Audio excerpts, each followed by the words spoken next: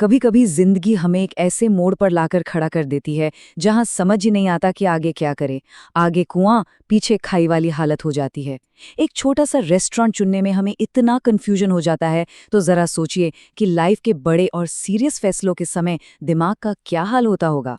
तो आज के इस विश्लेषण में हम सीधे श्रीमद् भगवद गीता की सदियों पुरानी विजडम से एक ऐसी practical step by step guide तैयार करने वाले हैं जो ऐसी किसी भी दुविधा के समय बिल्कुल सही रास्ता दिखाएगी। चलिए शुरू करते हैं। अब सवाल उठता है कि जब दो रास्ते बिल्कुल बराबर लग रहे हों तो सही रास्ता चुना कैसे जाए। ये दुविधा एक ऐसा संघर्ष है जिससे हम सभी गुजरते हैं। कोई एक रास्ता चुनना अक्सर पहाड़ तोड़ने जैसा लगता है, पर अच्छी बात यह है कि गीता की शिक्षाएं सिर्फ पढ़ने के लिए नहीं है। ये इस मेंटल टेंशन को सुलझाने के लिए एक बेहद सटीक और टाइम टेस्टेड टूल किट देती हैं। इनमें हर उस प्रॉब्लम का सलूशन छिपा है जो हमें एक क्लियर फैसला लेने से रोकती है। तो सबसे पहला और सबसे जरूरी नियम ये है कि कोई भी बाहरी फैसला लेने से पहले हमें अपने अंदर की शांति को पक्का करना पड़ेगा।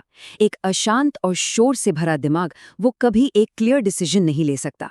मन की शांति ना दुनिया की सबसे बड़ी दौलत है। जो अंदर से ही उलझा हुआ है वो बाहर का सही रास्ता कैसे ही ढूंढ पाएगा। इसीलिए किसी भी सटीक फैसले की पहली शर्त एकदम शांत दिमाग ही होती है। और ये हमारे ही अंदर चलने वाली एक निरंतर लड़ाई है। अगर हम दिमाग को ऐसे ही खुला छोड़ दें, उस पर कोई कंट्रोल ना रखें, तो वो सोचने समझने की शक्ति को धुंधला कर देता है, बिल्कुल एक सबसे बड़े दुश्मन की तरह। एक ऐसा दुश्मन जो सिर्फ और सिर्फ कंफ्यूजन पैदा करता है। लेकिन जरा सोचिए, अगर इस दिमाग को अपने कंट्रोल में ले लिया जाए तो क्राइसिस के टाइम पर इसके जैसा वफादार दोस्त कोई और नहीं। फिर ये फुल क्लैरिटी देता है और सही रास्ता दिखाता है। वैसे अगर सच कहें तो हमारा मन नेचुरली हवा की तरह चंचल है, एकदम अनप्रेडिक्टेबल। जैसे एक तूफानी हवा बेचारी नाव को दिशा से भटका देती है, ठीक वैसे ही जब फैसला लेने का वक्त आता है तो सैकड़ों अलग अलग विचार आकर हमारी बुद्धि को यहाँ वहाँ भटकाने लगते हैं। ये करूं या वो करूं। ये भटकाव बहुत ही नॉर्मल है, लेकिन इस भटकाव को पहचानना ही उस हिलती हुई नाव को एंकर करने का पहला ठोस कदम है। और इस चर्चा में यहीं से हमें मिलता है एक बहुत ही प्रैक्टिकल 3 स्टेप्स वाला फ्रेमवर्क। पहला, मन पर कंट्रोल रखना।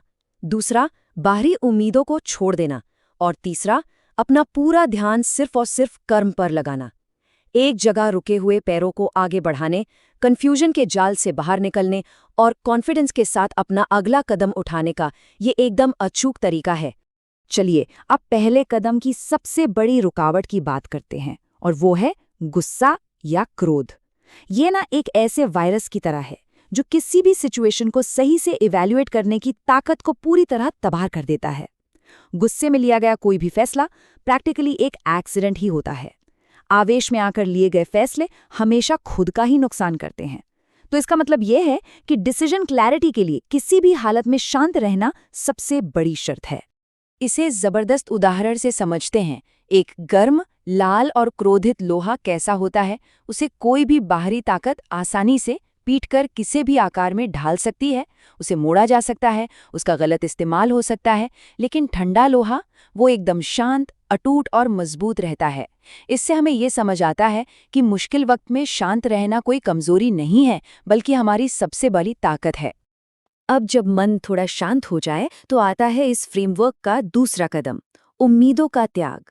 हम लोग अक्सर फैसला लेने से इसीलिए डरते हैं क्योंकि हमें लगता है कि दूसरे क्या रिएक्ट करेंगे, दुनिया क्या कहेगी, या उस इंसान को कैसा लगेगा।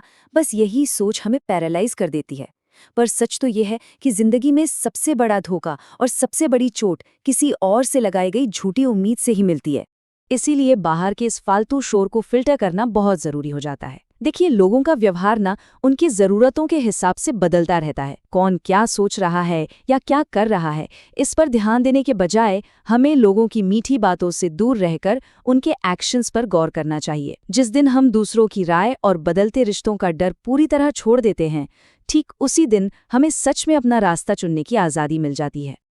अब चाहे कितना ही बड़ा कन्फ्यूजन क्यों ना हो या झूठ का कितना ही पानी आसपास क्यों ना भरा हो, एक सही डिसीजन उस पानी में तेल की बूंद के जैसा होता है। उस पर कितना भी पर्दा डालने की कोशिश हो या उसमें और पानी मिलाया जाए, सच्चाई और सही फैसला आखिरकार तैर कर ऊपर आ ही जाता है। हाँ, सही फैसला लेना शुरू में थोड़ा अजीब या मुश्किल लग सकता है, पर टाइम के साथ साथ वो अपना असर और चमक खुद दिखा देता है। और बस यहीं से हम इस